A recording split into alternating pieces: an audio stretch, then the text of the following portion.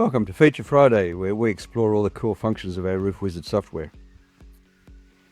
In recent times, we've become aware of the practice of running a bit of flat stock material from ridge down to any penetrations in the roof to improve the watertight integrity of the roof. In situations, for example, let's say we put onto our roof a whirlybird because they've specified we need a whirlybird. We'll put a whirlybird there just for fun.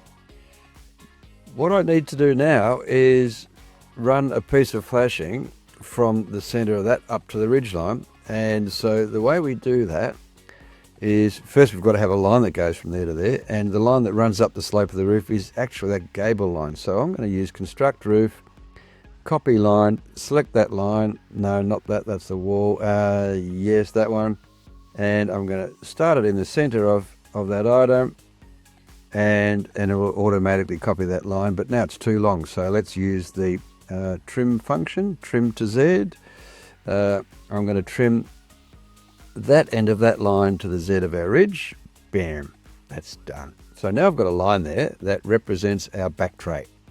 So first thing I've got to do is double click that line and tell the software that that's actually going to be a backtray. There's my backtray thingy there. So now line style changes, and if I do my checking, it shows all my line types, and I've got a backtray line there.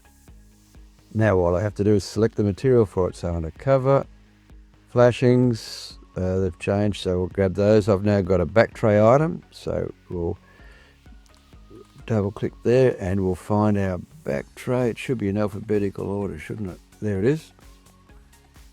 And colour I don't know yet, so normally that'd match the colour of the roof, and I don't know what it is, to be advised.